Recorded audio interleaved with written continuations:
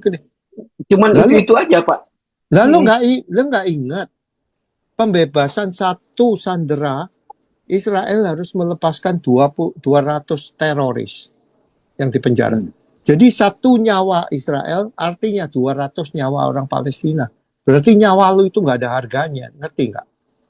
Nah, karena nyawanya orang-orang Palestina ini nggak ada harganya. Nah, Israel udah bilang, saya kehilangan satu warga negara pun saya akan cari sampai mati. Amerika kan sama, Teddy. Iya, benar. Kalau kamu satu US citizen, kamu disandera atau kamu diancam atau dibunuh, kita negara Amerika akan mencari pembunuhnya sampai dapat. Ke akarnya, iya, benar. Soalnya Pak. dia menghargai harga jiwa mereka punya warga negara.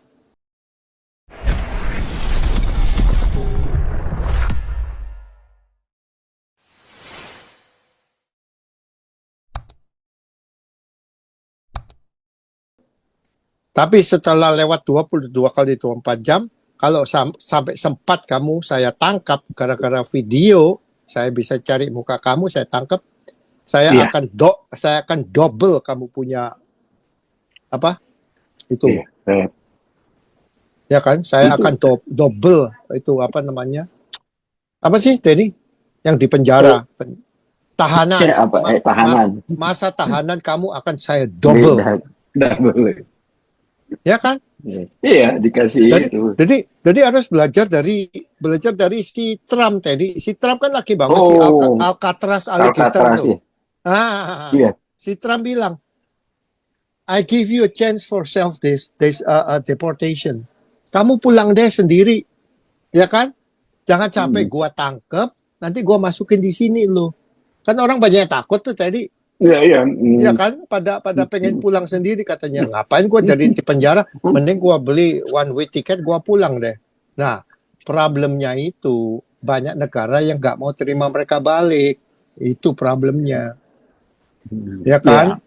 Ya, negara kebangsaannya dia nggak mau terima balik warga negara mereka sendiri. Ya kan? Trump bikin kekerasan, kemarin sedikit keras, Pak. Karena mereka tahu penjara Amerika itu kayak surga, Pak. Kan teman saya masuk. Dia bilang, waduh, makanannya enak, televisinya, gymnya ada. Makanya. Nah, dia bilang kalau di dalam penjara cari duit boleh, jadi janitor di penjara. Boleh. Dibayar oleh... Kamu bisa cukur rambut, jadi barber kamu di dalam penjara. Ya kan, kamu bisa masak. Dengar orang, Kamu bisa masak, kamu kerja di dapur, ya kan? Dapur, iya. Teman saya begitu. Apa aja, enak hidup. Kalau summertime panas, itu penjara dikasih AC. Dikasih AC, memang AC, Pak. Iya, makanya. Ada orang yang salah itu, enak. Bab itu dia kasih keras sedikit maksud. Makanya. Mau bilang sama teman-teman, jangan heran Amerika HAM-nya luar biasa tinggi. Kan teman-teman bayangkan ya, seolah-olah penjara itu seperti dimakan kangkung. Enggak, kalau di Indonesia dikasih makan kangkung. Makanya tinggi, HAM-nya tinggi. Itu Amerika. Oleh sebab ini si orang-orang yang ketangkap yang dari Amerika Latin senang, Pak. Kalau mau kirim mereka ke penjara. Ya senang, tapi problemnya itu banyak juga yang udah berkeluarga kan. Banyak ada istri, ada anak. Masa anaknya juga harus di dalam penjara? Kan? Kasihan. Ada ya itu kan. Kemanusiaannya kelihatan, iya benar. Iya, jadi si Trump bilang, ini gua bangun penjara nih, namanya Alcatraz alligator. Kamu mau lari nggak apa-apa, nanti dimakan sama alligator. jadi itu penjara dikelilingi sama rawa-rawa buaya. Iya kan? Nah, kalau kamu nggak mau ke sini, ya kamu self-deportation. Jadi self-deportation, kamu pulanglah. Kamu kan di sini illegal, nggak ada surat. Ya pulanglah secara sukarela. Iya. Jadi kamu masih ada derajat, masih punya itu apa harga diri, kamu pulang sendiri itu aja. Daripada kamu nanti satu hari didatengin, diborgol, dimasukin penjara, kamu nggak tahu kapan mau dikeluarin atau mau ditaruh di mana. Soalnya kalau udah ketangkep, negara lu nggak mau terima kamu balik, sama si Trump dikirim ke Afrika loh, dikirim ke Rwanda. Ya, ke Rwanda. Iya, dibuang ke Rwanda atau yang kalau ketahuan banyak tato dibuangnya ke Sekot, ke El Salvador. El Salvador, iya. Iya, udah. Kan lebih murah, Teddy. Amerika bayar satu kepala $5 aja. Di sana kan duit gede, pemerintahnya juga seneng dapat income. Ya kan, satu hari satu orang bayar $5. Ya kan, El Salvador seneng dapat duit, ya kan? Tanya sama presiden, berapa lama selama kamu mau jaga ini orang, ya setiap hari gue bayar, kan gitu. Benar. Ya kan? Lebih murah daripada di sini sehari makan 3 kali berapa duit tadi? Iya, benar. Belum lagi listrik buat AC segala macam, buat air, kan lebih dari $5. Benar, perhitungan begitu yang dilakukan Donald Trump, bisnis gitu. Oke, tampung dia ke situ dan saya bayari begini ya. Makanya. Ini makanya si Sukabumi ini bilangin aja, bikin announcement, taruh baliho besar. Semua yang merasa pernah melewatin pagar 2 kali 24 jam, kamu ke polsek setempat untuk mengisi formulir. Kalau tidak lebih, ya kamu nggak apa-apa, kamu bebas saja sekarang. Tapi kalau kamu dengan video kita punya investigasi, kamu ketangkap, kamu masa tahanan, kamu saya double. Itu aja, ya kan? Sampai hakimnya ngasih 5 tahun ya, gue double, kamu dapat 10 tahun. 10 tahun. Daripada kamu repot-repot tadi, tiap hari mata mesti melek, ngeliatin video satu persatu, udah gitu mukanya dipajang, ini siapa, anak siapa, suami siapa. Banyak kerjaan, repot. Ngapain? Polisi mesti bekerja secara smart, secara pandai, ya kan? Cuma Indonesia Pak susah kan, kita ini mereka tidak tahu, negara kita kan selalu menjelaskan ini, kita sudah disandra oleh lembaga agama itu Pak. Cuma sadar mau tidak sadar memang begitu. Kadang-kadang pemerintah sudah tidak berdaya Pak. Ya, sudah tidak berdaya. Mau pemerintahannya, pemerintahnya si Prabowo nggak mampu. Ya, urusan korupsi aja sih. Kan itu udah mendarah daging. Mau diberantas gimana? Mau berantas nggak bisa. Mau berantas dengan apa Pak? Nggak bisa. Mau apanya yang diberantas? Ya kan? Iya, itu yang kita sering diskusi susah Pak.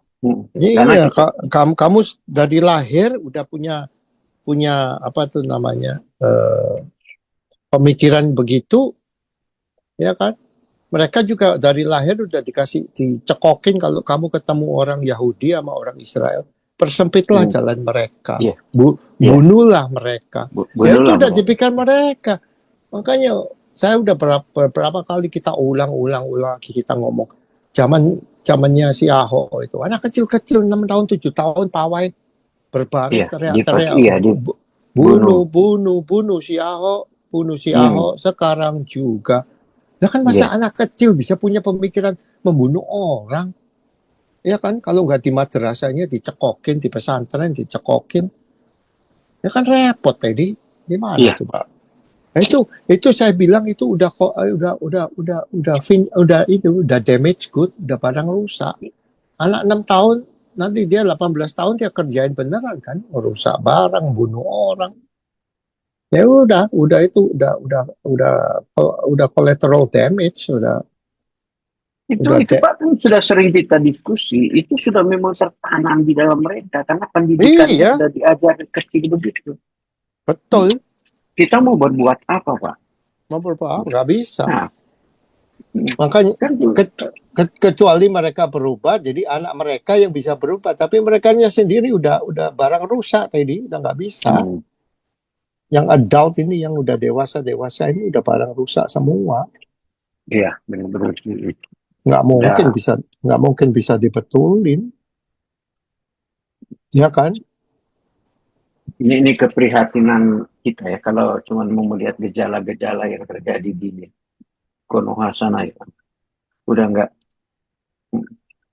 Kemudian dia sudah ada merasuk orang-orang intelektual. Ya. Coba Pak Andi lihat. Bicaranya hoax-hoax aja kalau bicara dunia internasional tentang peperangan. Ya. Si intelektual ini sudah nggak objektif ya, sudah tidak memberikan apa orang bilang toksik saja pemberitaan. Udah toxic. Iya Enggak, benar ya. it, it, Saya bingung ya. itu apalagi yang di TV Gimana? One, di TV One itu ya kan, Iya, kalau saya lihat itu apa namanya, ada talk show. iya. Si Ade Armando sendiri bilang dia itu nggak bisa baca Quran bahasa Arab. Saya nggak bisa bahasa Arab. Dia bilang ya. Iya Dia dia bilang bilang gitu. gimana? Artinya pun saya nggak tahu. Jadi kalau saya baca Quran, saya baca bahasa Indonesianya. Dia bilang gitu. Dia sendiri yang bilang. Hmm. Nah, kalau kita ngomong gitu gimana ya? Jadi yang pintar-pintar Quran ini bahasa Arab mereka itu ngerti kagak? That is the question, ya kan? Nah, Memang ya. argumen-argumen di TV itu cuman orang-orang ini yang ngaku punya titel hukum lah, dia pengacara. Pertanyaannya itu kurang mantap gitu loh. Iya, jawabannya Sekarang Pak. mereka argue bilang kenapa ini apa namanya orang-orang Gaza ini dibantai sampai 50.000 yang mati. Nah, kita ini tanyanya gampang aja, very simple. Kalau Oktober 7 tidak terjadi, apakah Israel akan menyerang Gaza? Itu aja kita tanya. Nah, mereka itu masih, oh, terus mereka jawabnya gimana tadi? Oh iya, Oktober 7 itu terjadi kan gara-gara kita udah dijajah selama 75 tahun, bla Iya, bla bla bla iya. bla. Nah, gimana bisa nyerang kalau nggak ada apa itu bunuh diri, bom bunuh diri yang masuk ke Israel, membunuh apa masuk di dalam bus, bunuh orang semua di dalam bus. Nah itu kan tingkah laku mereka, ya kan? Iya, Ya benar-benar. gitu aja. Terus kedua katanya, iya kan, kan perang ya perang, tapi kan nggak sampai membunuh 50.000 orang. Nah pertanyaan lagi yang bagus. Nah, kamu tahu nggak itu rudal-rudalnya si rudalnya si Hamas itu disimpannya di mana? Kita tanya gitu aja. Kamu tahu nggak kalau itu disimpan di rumah penduduk, disimpan di hospital, Iya. disimpan di sekolah-sekolah. Nah, kalau Israel mau ngebom, itu mau menghancurkan itu senjata, masa orangnya rakyat biasa nggak kena? Ya udah pasti kena ke satu. Kedua, sebelum penyerangan Israel itu mereka menyebarkan dari udara selebaran-selebaran untuk mereka mengungsi. Kalau mereka bersikeras nggak mau mengungsi, ya matilah konyol mereka kan. Nah gitu. Pertanyaan tuh yang pinter gitu loh. Maksudnya, aduh, yang ngasih pertanyaan kurang. Terus katanya gini, ya terus ada gitu, mereka udah hancur kalaupun 50.000 lebih. Kenapa kok sampai sekarang ini masih dihancurkan? Perang masih berlaku. Nah kita tanya lagi, kan kita udah 50 sandera belum dilepaskan. Iya, Makanya 50. iya.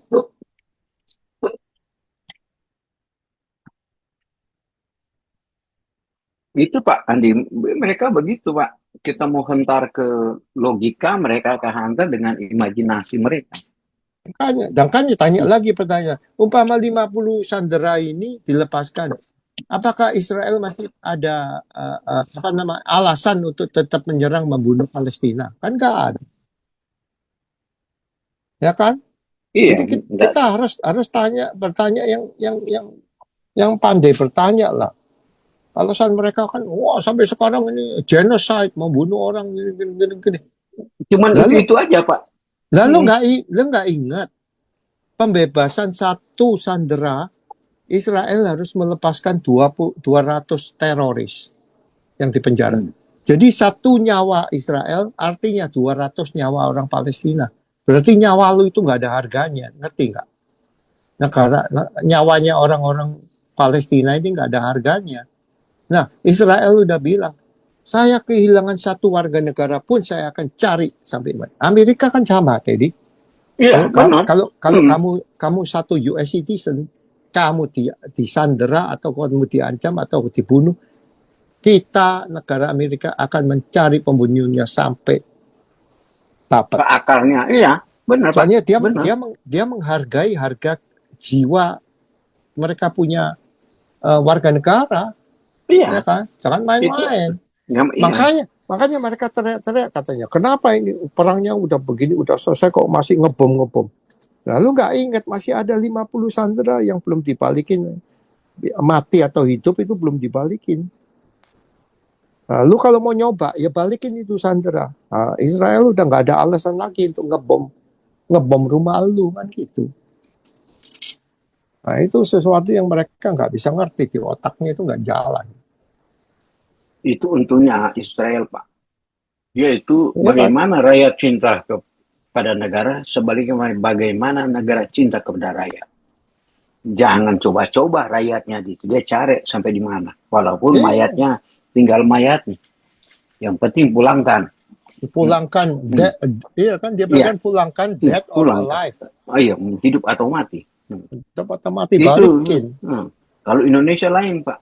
Cuma Nah, gue pikirin. tempo hari waktu terakhir, waktu Israel keluar dari Gaza, itu sampai kuburannya orang Israel itu dikeduk semua, tulang-tulangnya dibawa pulang kan?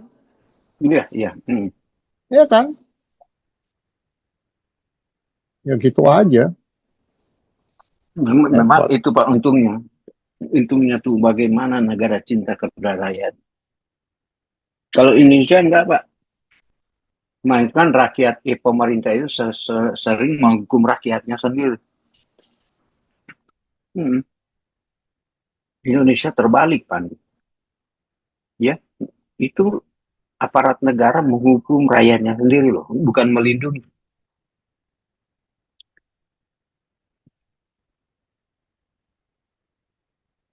Nah, ini bilang rusak di negara kita di situ. Mana sih Ratko hari ini kok tumben nggak nongol? Ini saya cari-cari Ratkos, teman-teman lain. Iya, Barangkali nggak ada aktual berita hari ini, Pak. Hanya iya. Indonesia masalah pelarangan ibadah aja. Nah, Ini si Enzo ini juga nggak mau ngomong, si Enzo Marbun. dia lagi Mana? drive, Pak. Hmm, Lagi drive. hmm. Oke, oke, oke. Oke, thank you, Ya, Oke, nih. Pak Pol. Jadi thank you. kita akan sudahi pembicaraan kita pada petang hari ini. Ya, intinya adalah ya New World Order ini sudah ada dan sudah berlangsung, ya, dan sudah terjadi. Siapakah pelaku New World Order ini? Amerika dengan orang Yahudi. Ya, kalau kemarin masih dalam proses, kalau hari ini sudah siap. Siapapun yang menghalangi New World Order ini akan dihancurkan. Ya, itulah sebabnya ketika kita tiba-tiba melihat semua yang demo pro Palestina langsung dianggap teroris. Itu kan bentuk otoriter dari sebuah negara. Perekonomian dunia juga begitu, ya. Tiba-tiba Donald Trump naikkan. Belum pernah tuh kejadian Amerika naikkan tarif impor sedemikian rupa. Tiba-tiba hajar. Kalau kamu tidak respect dengan polisi kita hajar. Yang dulu gimana ya? Dulu hanya bulan promosi dan kebodohan-kebodohan dari kaum Demokrat. Kalau kita melihat, ya, Partai Republik itu, ya, kalau saya taksir mungkin ya, kalau saya taksir jumlah eh, pendukung Partai Republik itu, ya, sekitar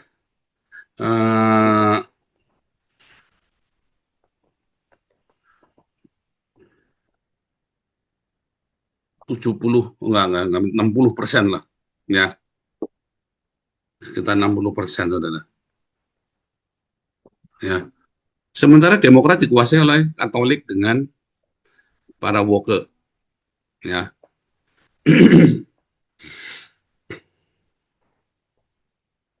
Aneh ya, saudara ya. Kalau Anda lihat ya, 80 atau 90% ya. Kemudian saya membaca di mana itu ya, sekitar gereja-gereja evangelikal.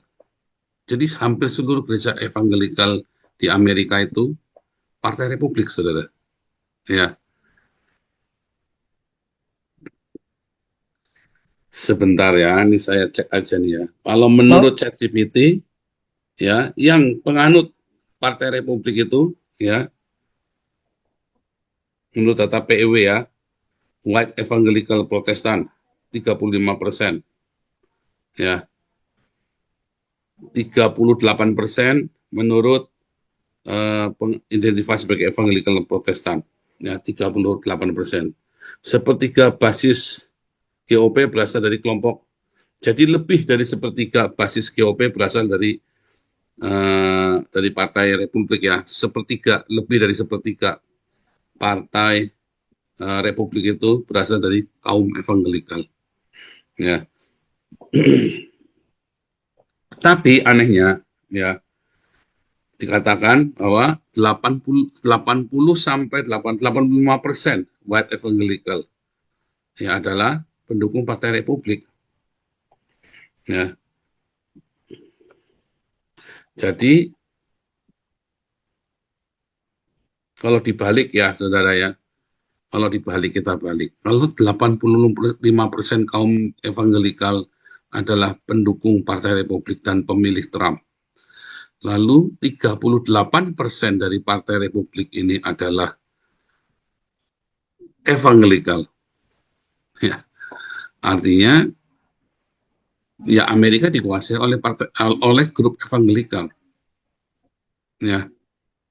Dan kaum evangelikal ini adalah Zionis. Mereka lah yang menginisiasi Zionisme pertama kali. Ya. Kalau dulu itu adalah menjadi sebuah visi, ya, berdirinya negara Israel ini adalah sebuah kehendak Tuhan, katanya ya. Nah, kalau dulu hanya sebagai visi, maka sekarang itu adalah sebuah anuit skeptis, saudara ya. Anuit skeptis. Kalau dulu itu kehendak sebuah visi. Tapi kata evangelikal, berdirinya negara Israel ini adalah sebuah kehendak Tuhan. Memang harus terjadi. Ya. Lalu tatanan dunia baru ini adalah sebuah tatanan di mana Yerusalem sebagai pusat dunia. Itulah tatanan dunia baru. Ya. Apapun tadi kalian mau bicarakan semuanya, intinya pokoknya kenapa saya biarkan ya biarkan semua liar ya. Pokoknya jangan kemana-mana ya. Intinya tatanan dunia baru ini adalah Yerusalem sebagai pusat dunia. Apakah Masjidil Al-Aqsa akan diruntuhkan? Tidak perlu. Namanya pusat dunia, semua agama harus ada di sana. Agama Abraham. Gereja ada di Yerusalem, gereja terbesar. Masjid bersejarah ada di sana. Ya, bahkan nanti akan dibangun sinagog yang besar. Bukan bait suci ya, saudara ya. Tapi pusat budaya Yudaisme yang besar di Yerusalem. Tanpa harus meruntuhkan Masjidil Al-Aqsa. Masjidil Al-Aqsa itu tidak menjadi perang dunia ketiga. Enggak, saudara ya. Tidak. Makanya baca buku saya Khilafah Terakhir, Penguasa Dunia. Anda bisa cek di Shopee ya. Stok terbatas, rasanya cuma tinggal 200 atau 300 saja ya. Nggak banyak ya saudara ya. Tinggal 200 atau 300 saja. Segera buruan ya. Sebenarnya kalau cetak lagi ada orang yang cetak segala macam pasti nanti akan mahal ya saudara ya. Atau nggak original. Jadi saudara, apa yang mau kita katakan? Betapa kuatnya ya Amerika dengan sekutu Amerika dengan Yahudi, bukan Amerika dengan Inggris, saudara, bukan Amerika dengan NATO, bukan, tapi Amerika dengan Israel. Betapa kuatnya persekutuan Amerika dengan Israel. Bahkan Rusia pun menjadi bagian dari persekutuan mereka, bukan NATO, bukan BRICS, saudara. Amerika, Rusia, Israel itu menjadi persekutuan yang erat, kuat sekali, saudara ya. Mungkin kan sudah saya bahas kan, Donald Trump kopeng dengan Putin, ya kan? Donald Trump kopeng dengan Benjamin Netanyahu. Cina nggak diajak main. Itu masalahnya. Saya nggak tahu kenapa Donald Trump nggak suka banget sama Cina ya. Tapi itu faktanya. Ya. Bahkan ketika Iran pun minta tolong sama Putin, nggak digubris. Nggak digubris. Jadi inilah datangnya era dunia baru sekarang ini. Kalau dulu hanya visi, hanya mimpi, sekarang ini sudah menjadi kenyataan. Selamat datang, New World Order. Ya, Anuit skeptis. Saya nggak tahu ya cara bacanya, maaf ya, saya nggak bisa bahasa Latin soalnya. Ya, selamat datang dunia baru. Ya, sebentar lagi microchip akan beredar. Ya, nggak apa-apa, saudara. Selama kamu tidak bersyahadat kepada Islam, kamu cuma pakai microchip, jangan kejang-kejang, saudara ya. Saya sering ketinggalan dompet itu pusing, saudara ya. Kalau nggak bawa SIM, nggak bawa ST, nggak bawa kenteken mobil, nggak bawa kartu asuransi, nggak bawa KTP. Wah, saya sering stres loh kalau saya nggak bawa ini ya. Selamat datang dunia baru. Nikmati dengan microchip. Jangan takut dengan vaksin. Jangan takut, saudara. Karena bukan Bill Gates nanti yang racuni kamu di Indonesia. Tapi apa? Penumpang gelap. Karena duitnya sudah dikorupsi. Duitnya Bill Gates dikorupsi sama anak buahnya Prabowo. Lalu mereka mau nggak mau masukkan vaksin yang lain. Uji coba yang lain atas nama Bill Gates. Nah, nanti Bill Gates yang jelek namanya. Ya. Jadi kalau mau cek, ya, kalau mau vaksin jangan di Indonesia. Pergilah ke Singapura. Anda yang jangan takut dengan vaksin, saudara. Tapi kalau mau divaksin, pergilah ke Singapura, jangan di Indonesia. Karena bisa jadi yang disuntikan nanti bukan vaksinnya dari Bill Gates, tapi vaksin yang dari orang lain. Ya, baiknya kamu pergi ke Singapura kalau mau vaksin. Ya, beresiko. Ya, minimum ke Singapura. Jangan ke Malaysia juga. Pokoknya jangan ke negara Islam. Karena peluang korupnya terlalu besar. Apa? Dunia baru ini ngapain, saudara? Mau apa? Dunia baru ini adalah puncak kemanusiaan terakhir di dunia ini. Sebelum nanti Islam akan mengambil alih. Ya, Islam akan mengambil alih meruntuhkan dunia baru. Ya, karena di dalam dunia yang baru Islam nggak bisa berkembang. Islam ini nanti yang bikin perang dunia ketiga, ya, menghancurkan New World Order. Memang tujuannya adalah untuk menghancurkan New World Order, ya, yaitu tadi kuda putih, ya, Donald Trump dengan kuda putihnya, Benjamin Netanyahu dengan kuda putihnya, bangga, ya, mereka puas diri. Tiba-tiba kuda merah datang, saudara, damai sejahtera diambil. Terjadi ya kita nggak tahu kenapa damai sejahtera itu bisa diambil. Ya, mungkin suatu ketika saya akan disingkapkan. Kenapa? Ada apa dengan damai sejahtera itu? Kenapa tiba-tiba diambil lalu mereka berperang satu sama lain? Tiba-tiba saja. Sekarang ini kamu lihat ya, dalam 5 tahun ini kan damai semua, saudara. Kecuali Indonesia chaos. Kecuali kamu kasih Damaris, kamu kasih, ya, kamu izinkan kita, dukung kita kasih makan Indonesia. Nanti nggak chaos. Bubar tetap bubar, tapi nggak chaos.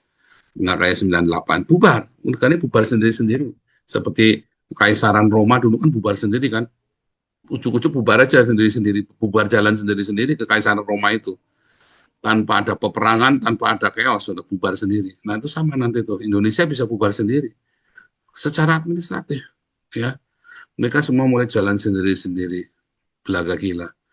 Tapi kalau kamu nggak kasih makan, chaos nanti Indonesia.